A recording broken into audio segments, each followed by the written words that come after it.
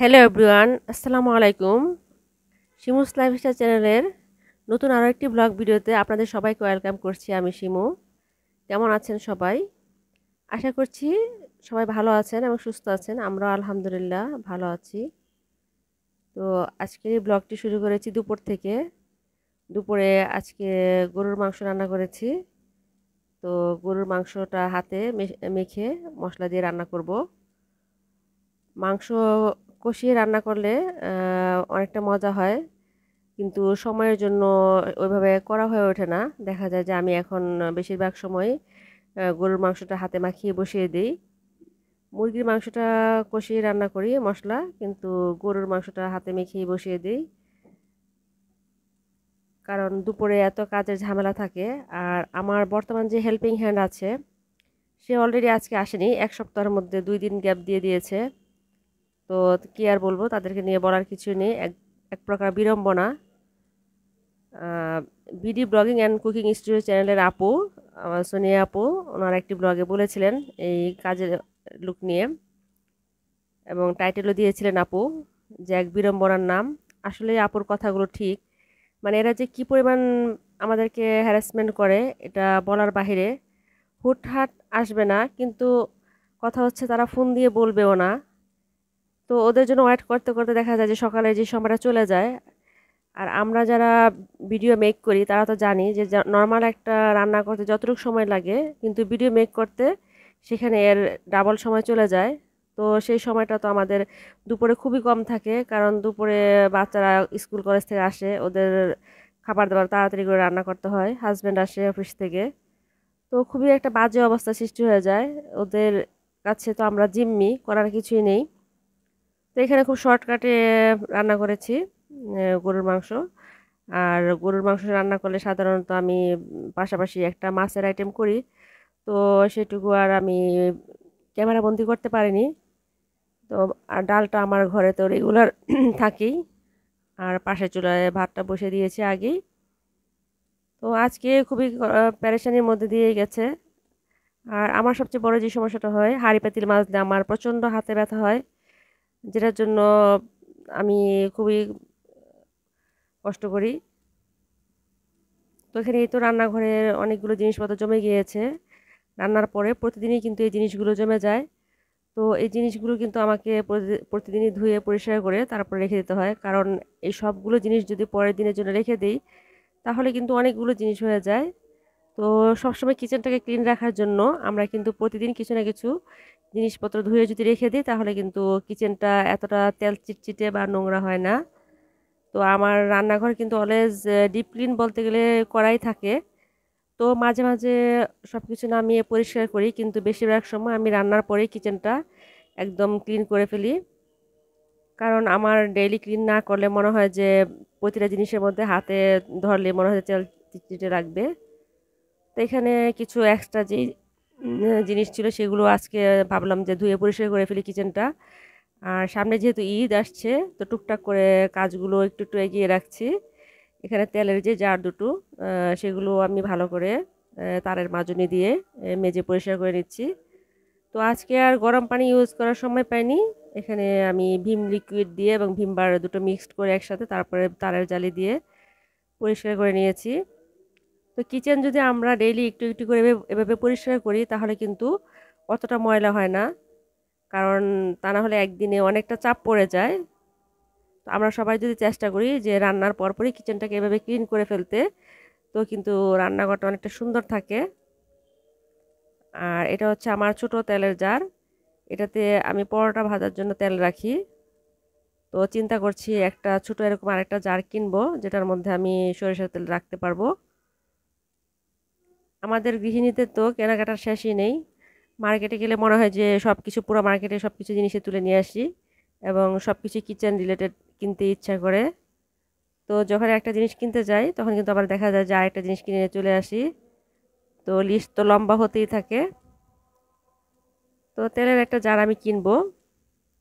Bangladeshi blogger মম রিয়া চ্যানেলের রিয়া আপু আমার পাশের বাসায়, পাশের বিল্ডিংয়েই থাকেন কিন্তু। তো রিয়া আপুর কিচেনটা কিন্তু অনেক সুন্দর, এবং আপুর কিচেনে যে তেলের জারগুলো কাচের, এগুলো কিন্তু আমার খুবই পছন্দ। তো আপুর সাথে আমি কথা বলেছি, আপু যেই দোকান থেকে কিনেছে তো একদিন সেখান থেকে আমি কাচের তেলের জার কিনবো। আপুর কিন্তু কিচেনটা খুবই গোছানো এবং সুন্দর, এবং আপুর ভিডিওগুলো কিন্তু খুব সুন্দর, নিট অ্যান্ড ক্লিন। আপুর রান্নাঘরের কাজগুলো দেখে আমি কিন্তু ইন্সপায়ার্ড হই। খুবই সুন্দর করে আপু কাজ করেন, আস্তে ধীরে পরিষ্কার পরিচ্ছন্ন করে। তো আপু আর আমি পাশাপাশি থাকি। আপুর সাথে কিন্তু আমার প্রায় সপ্তাহে দেখা যায় যে 2-1 বার কথা হয় বা মেসেজেও চ্যাটিং হয়।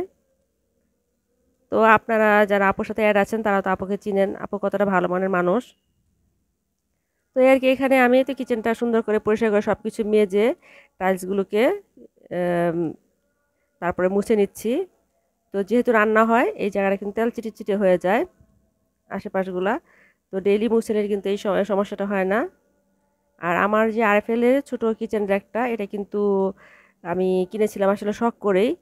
এটা কেনার কোনো উদ্দেশ্য ছিল না, তারপর আমি কিনেছি। তো এই র্যাকটাকে আমি সুন্দর করে জিনিসপত্র রেখে সাজিয়ে নেই। এই র্যাকটা কিন্তু দেখতে ছোট কিন্তু কিউট। আর এটা কেনার পর আসলে ভাবতেই পারিনি যে আমার এতটা কাজে লাগবে। আমি যখন রান্নাঘরে কাজ করি তখন যে জিনিসগুলো এরকম টুকটাক বের হয় ধোয়ার জন্য, সব কিছু কিন্তু ধুয়ে আমি এটাতে রেখে নেই। আর পাশে যে ঝুড়িটাতে দেখতে পাচ্ছিলেন যে আমি এই জিনিসগুলো ধুয়ে রেখেছি, এটাতে পানি ঝরিয়ে তারপর আমি সব কিছু রাখি। আমার ডাইনিং রুমে হচ্ছে আমার কিচেনের যে র্যাকটা, সেটা আমার এই বাসাটা যেহেতু ছোট, কিচেনের ভেতরের একটা জায়গা হয় না, তো সেটা আমি ডাইনিং স্পেসে রেখেছি।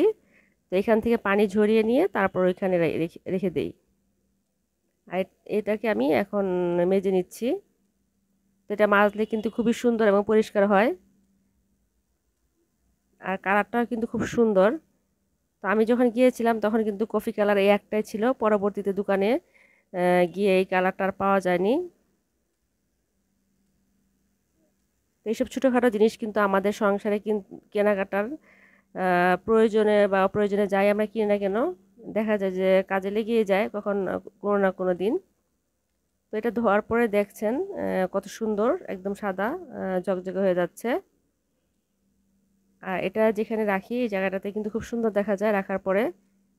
সমস্যা হচ্ছে চুলার পাশে যেহেতু, তার জন্য একটু তেল চিটচিটিটা বেশি হয়ে যায়। কিন্তু যদি পরিষ্কার করে রাখা হয় তাহলে কিন্তু খুবই সুন্দর লাগে দেখতে। ছোটোখাটো একটা জিনিস, এবং এটা প্রাইসও কিন্তু খুব বেশি না, মাত্র 650 টাকা দিয়ে আমি এটা কিনেছিলাম আরএফএল শোরুম থেকে। এখন এটাতে আমি আমার কাপ, যেগুলো আমি রেগুলার আমার ঘরে চাটা খাওয়া হয় সেগুলো রেখে দিচ্ছি। আর এটা যে ট্রেটা আছে সেটাতে পানি, উপরে যে পানিগুলো, যে জিনিসগুলো রাখা হয় পানিগুলো জমে, তো সেটাতে পড়ে এবং সেই পানিটা কিন্তু ফেলে দিলেই হয়ে যায়।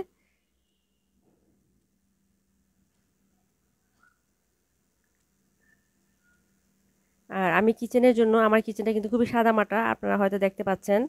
যেহেতু এই বাসাটা অনেক পুরনো দিনের বাসা, টাইলসগুলোর রং টং সব কিন্তু উঠে গিয়েছে।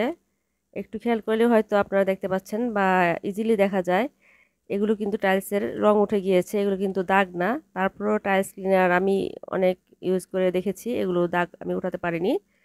তো কেয়ার করা, আর একদম সাদা টাইলসের মধ্যে ময়লাটাও খুব বেশি ভাসে, সেজন্য আমাকে সবসময় পরিষ্কার রাখতে হয়। তো ডেইলি আমি এই কাজগুলো কিন্তু আমি ডেইলি করি। দেখা যায় চুলার যে চারিপাশ বা চুলার অংশটা, সেটাও কিন্তু আমি ভিম লিকুইড দিয়েই মেজে তারপরে কিন্তু মুছে নেই। তো সবটা আপনাদের সাথে শেয়ার করছি না, ভিডিওটা তো এমনিতে একটু লং হয়ে গিয়েছে। তো এখানে আমি এই সবগুলো পার্টস কিন্তু খুলে তারপরে চুলাটা পরিষ্কার করি। তো আজকে আর সবগুলো পার্টস খুলে আমি পরিষ্কার করাটা দেখাচ্ছি না, যেদিন আমি পরিষ্কার করব সেদিন ভিডিওটা করে রাখবো। আর এটা হচ্ছে আমার চুলার বাম পাশের কাউন্টার টপ। আর এখানে মশলার জারগুলো থাকে, তেলের জারগুলো থাকে, এই জায়গাটাও আমি মুছে নিলাম। তো একদম দেখেন রান্নাঘরটা সুন্দর, কিচেনটা একদম চকচকে হয়ে গিয়েছে। তো যেটাই বলছিলাম যে আমি অনলাইন থেকে কিছু জিনিস অর্ডার করেছি কিচেনে লাগানোর জন্য, কিচেনের দেয়ালে। তো BD blogging and cooking studio চ্যানেলের আপু সোনিয়া আপুর ভিডিও দেখে আমি আপুর সাথে কথা বলি এবং আপুর কাছ থেকে রিভিউ নিয়ে তারপরে কিন্তু আমি কিনি। আপুর কিচেনেও কিন্তু আপু লাগিয়েছেন এই জিনিসগুলো, পিভিসি বোর্ডের ওয়ালমেট, দেখতে খুবই কিন্তু সুন্দর।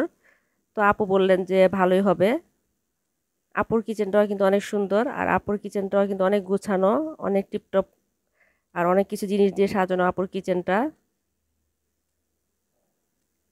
আর আপু একদম পরিপাটি, ওনার সব কিছুই কাজকর্ম আর রান্নাবান্না সব কিছুই। আর কিচেনটাকেও আপু খুব সুন্দর করে সাজিয়েছেন। তো আপুরটা দেখি আমি কিনেছি। তো এগুলো আমি সেট করব সন্ধ্যার পরে।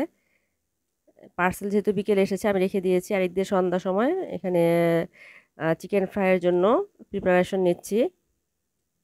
তো এখানে সব কিছু মশলা আমি এখানে দিয়েছি।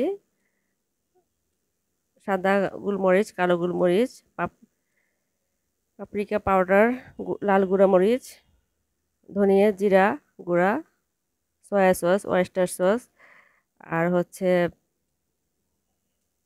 একটা ডিম দিয়ে ফেটিয়ে ভালো করে মাখিয়ে আমি এটা 2-3 ঘন্টার জন্য রেখে দিয়েছিলাম। তো এই নাস্তাটা আসলে সন্ধ্যার সময় খাওয়া হয়নি, এটা খেতে খেতে রাতই হয়ে গিয়েছে। কারণ এটা বেসিক্যালি আমার ছোটো মেয়ে, ও মাইলস্টোন স্কুলে পড়ে। তো মাইলস্টোন স্কুলের হচ্ছে ওদের স্কুলে কয়েকদিন পর পরে এক একটা অ্যাসাইনমেন্ট দেয়। আর ফেস্টিভ্যাল তো লেগেই থাকে। তো ফুড ফেস্টিভ্যাল বলছে যে যে যার বাসা থেকে এক একটা আইটেম রান্না করে নিয়ে আসবে। তো কি আর করা, রাতে আমি সব কিছু রেডি করেছি, মুরগি টুরগি সব কেটে আগের দিন কেটে সব রেডি করে রেখে দিয়েছি। তো সন্ধ্যা এগুলো সব মাখিয়ে রেখে দিলাম, আর এখন ভাজতেছি। তো কিছু আমরা খাবো আর কিছু মেয়ের জন্য টিফিন বক্সে করে রেখে দিব, সকালে ও নিয়ে যাবে স্কুলে। তো এই মাইলস্টোন স্কুলের এই প্যারাগুলো আমরা যারা, আমাদের বাচ্চারা মাইলস্টোন স্কুলে পড়ে, আমরা তারা জানি কি পরিমাণ যে প্যারা দেয় ওরা। ওদের স্কুলে অলওয়েজ কিন্তু এক একটা অনুষ্ঠান প্রোগ্রাম লেগেই থাকে। আর এগুলো তো অ্যাটেন্ড করা বলতে গেলে বাধ্যতামূলক করে দেয়। তো রান্নার বিষয়টা কিছুদিন আগে কিন্তু ওকে আমি ফ্রাইড রাইস রান্না করে দিয়েছি। ওরা ক্লাসে, ওদের ম্যাডাম ওরা সব মিলে খায়। আর এছাড়া ওদের ফেস্টিভ্যাল যেটাতে হয় সেটাতে প্রিন্সিপাল স্যারও আসেন। তো কি আর করা, হুটহাট সিদ্ধান্ত নিয়ে এই তো। তো এখানে সবগুলো চিকেন ভাজা হয়ে গিয়েছে। তো দোকানের মতো অত সুন্দর করে আমি আসলে বানাতে পারি না, তো যতটা যেরকম হয়েছে খাওয়ার মতো ভালো হয়েছে। আর পরদিন মেয়ে স্কুল থেকে এসে বলেছে আম্মু ফ্রাইড চিকেন ফ্রাইটা অনেকেই পছন্দ করেছে। আর এই তো এখানে সন্ধ্যার পরে,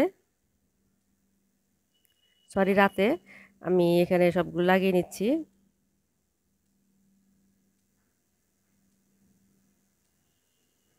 তো পিভিসি এই ওয়াল বোর্ডগুলো কিন্তু আমি কালারফুল ড্রিমস নামক পেজ থেকে নিয়েছি। তো ওরা বলেছে এগুলো ওয়াটারপ্রুফ আর ডাস্ট প্রুফ, এগুলো পানি দিয়ে ধোয়া যাবে। তো যেহেতু চুলার পাশে যাই না কস্টেপগুলো থাকে কিনা, ডাবল সাইডেড কস্টেপ দেওয়া, এই কস্টেপগুলো থাকে কিনা, যদি উঠে যায় তাহলে এগুলোকে আমি আবার অন্য জায়গায় লাগাবো। তো এখন সেট করলাম, দেখতে মোটামুটি ভালোই লাগছে। জানি না আপনাদের কাছে কেমন লাগছে, কমেন্টস করে জানাবেন। আরেকটা জিনিসের অর্ডার করেছি অনলাইন থেকে, সেটা হচ্ছে ব্যালকনিতে যে ফ্লাওয়ার টব রাখার হ্যাঙ্গার, সেটা কিনেছি। তবে সেটা আমি ব্যালকনিতে লাগাবো না, আমার কিচেনের জানলাতে লাগাবো। এখানে 2-3টা শোপিস মানে জার, সেগুলো রেখে দিব। আর হচ্ছে 2টা মানি প্লান্টের চারা গাছ রাখবো। তো আমার এই জানলাটা কিন্তু পাশের বাসার একদম বারান্দা বরাবর, এখানে লোকজন দেখা যায়।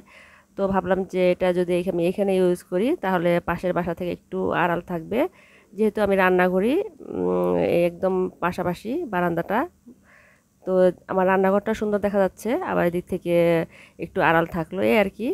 তো কেমন হলো আপুরা কমেন্টস করে আপনারা জানাবেন আমাকে রান্নাঘরটা কেমন সাজালাম। আর আজকের মতো এখানে বিদায় নিচ্ছি, সবাই ভালো থাকবেন এবং সুস্থ থাকবেন ইনশাল্লাহ। পরবর্তী কোনো ভিডিওতে আবার দেখা হবে। আল্লাহ হাফেজ, আসসালামু আলাইকুম।